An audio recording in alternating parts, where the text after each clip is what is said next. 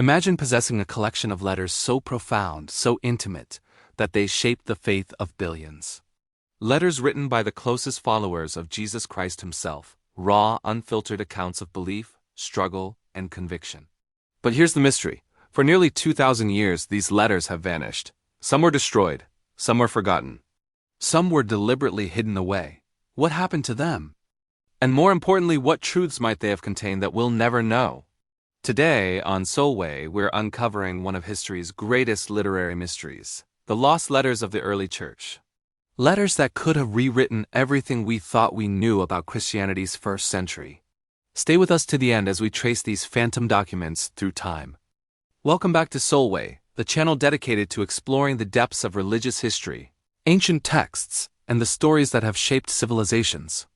If you're new here, I deeply encourage you to subscribe. We dive into these untold narratives every single week, and I have a feeling you'll find them as captivating as we do. Before we begin, I want to acknowledge something important. What you're about to hear is a journey through history and scholarship. We approach this story with academic respect for all faith traditions, understanding that Christianity, Judaism, and other religions have profound meaning for billions of people worldwide. Our goal here isn't to diminish or attack any belief system, but rather to understand what happened to these texts and why their disappearance matters. The question we're re-asking today is both simple and complex. What letters existed in the early church, and where did they go? Did they go? This isn't a story of conspiracy alone. It's a story of loss, choices, preservation, and what gets remembered, versus what gets forgotten in the march of history. So let's begin our investigation. Main bodies. When we think of the early Christian church, that period roughly between 30 and 150 CE, we imagine a tightly knit community of believers spreading across the Mediterranean. What we often don't realize is that this community was profoundly scattered. Think about it. Jerusalem, Antioch, Alexandria, Corinth, Ephesus, Rome, these weren't connected by email or telephone. They were connected by letters. Physical letters carried by messengers across dangerous roads, by sea across unpredictable waters. The apostles and early church leaders didn't have the luxury of centralized communication. If Peter wanted to speak to the churches in Galatia, he had to write. If James had guidance for the scattered Jewish Christians, it had to be in writing. If disputes arose, and they absolutely did, they were resolved through written correspondence. We know of several letters that survived. The epistles of Paul are the most famous 13 letters bearing his name in the New Testament that we possess today. We also have the letters of James, Peter, John, and Jude. But here's where our mystery truly begins. Do you know how many letters these early church figures actually wrote? The answer is, we genuinely don't know. Paul himself, in his letter to the Colossians, mentions an epistle to the Laodiceans that we no longer possess. It simply vanished.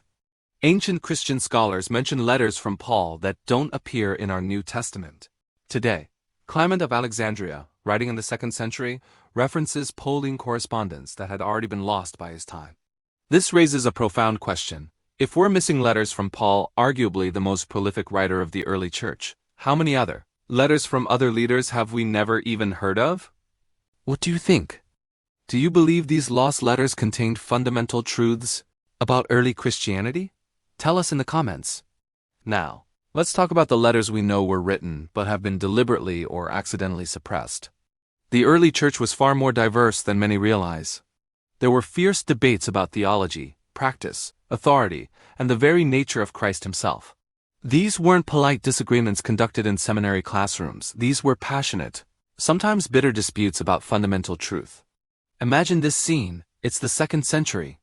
Different Christian communities are developing different understandings of Jesus' nature. Some believe he was fully divine. Others believe he was fully human, chosen by God. Still others hold positions we would later call heretical. And all of these communities are writing to each other. Bishops are sending letters. Councils are producing documents. Everyone is attempting to define what true Christianity actually is. But here's the critical part. When one interpretation wins institutional power, the others begin to disappear. By the 4th century, the Roman Emperor Constantine and the Council of Nicaea established what would become the Orthodox Christian position on the nature of Christ. This was enormously significant. It unified the church politically and theologically. But it also meant that letters, documents, and entire libraries supporting alternative interpretations began to vanish. This wasn't always malicious destruction. Sometimes it was practical. If a letter contradicted what the church had now decided was true, why preserve it? Sometimes it was about space and resources. Monasteries had limited parchment, and they had to choose what to copy and what to let fade away. The scholar Bart Ehrman has documented how many early Christian texts vanished, precisely because they didn't align with what became Orthodox Christianity. We know they existed because other writers quoted them. We know their content because fragments survive in refutations written by church fathers arguing against them. But the original letters? Gone. Here's something that might surprise you. Some of these lost letters from alternative Christian perspectives may have contained profound theological insights. We'll never know because we never get to read them in their original form. There's also another layer to this mystery, the letters that were deliberately hidden, not destroyed, but secreted, away in monastery libraries, waiting to be rediscovered. Let's transport ourselves to a monastery in Egypt. It's the 4th or 5th century. A monk is tasked with deciding which texts to preserve, which to copy, which to store in the deepest parts of the library. Monasteries became the great repositories of early Christian literature. These were the libraries of the ancient world. But monasteries weren't neutral institutions. They had theological positions, political allegiances, and limited resources. We've actually discovered many letters and documents that had been tucked away in these monasteries, preserved not because they were considered canonical scripture, but because monks decided they were important enough to keep. Some were rediscovered only in the modern era. The Nag Hammadi Library in Egypt is perhaps the most famous example.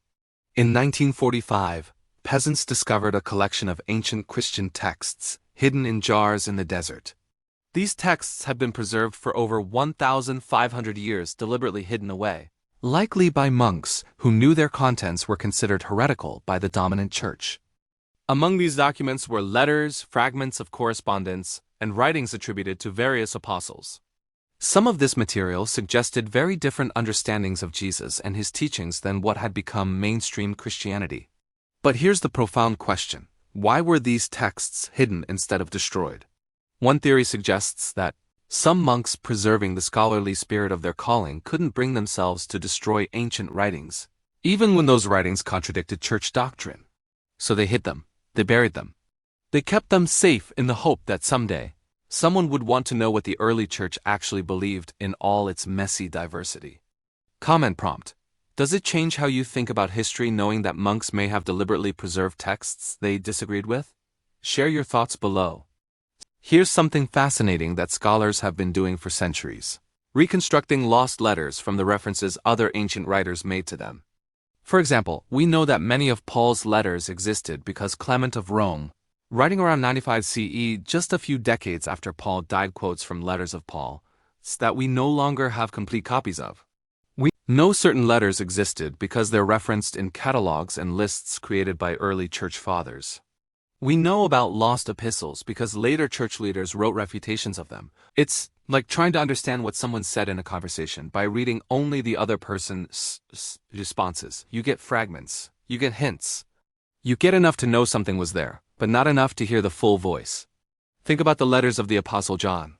We have 3 short epistles attributed to John in the New Testament, but ancient sources suggest he wrote more. We know they existed, they're referenced in early Christian catalogs. But where are they? Lost to time.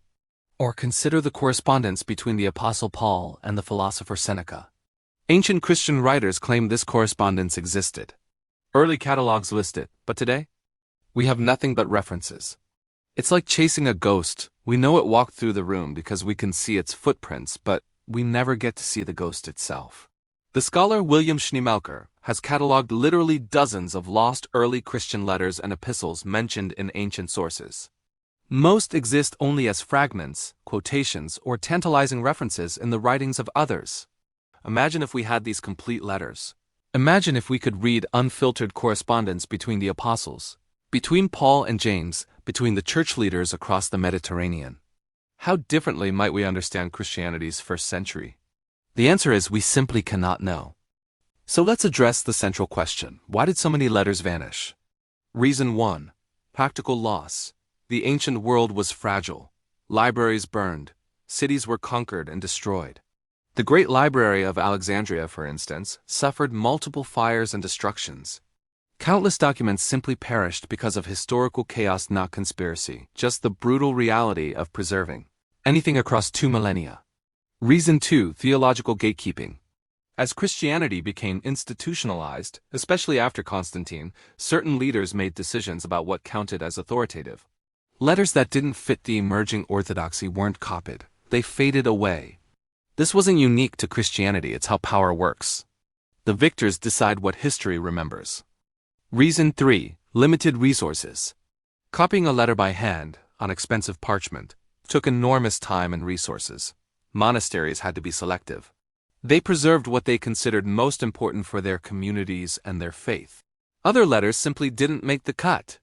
Reason 4: loss of authority. Some letters may have been written by people we no longer even remember.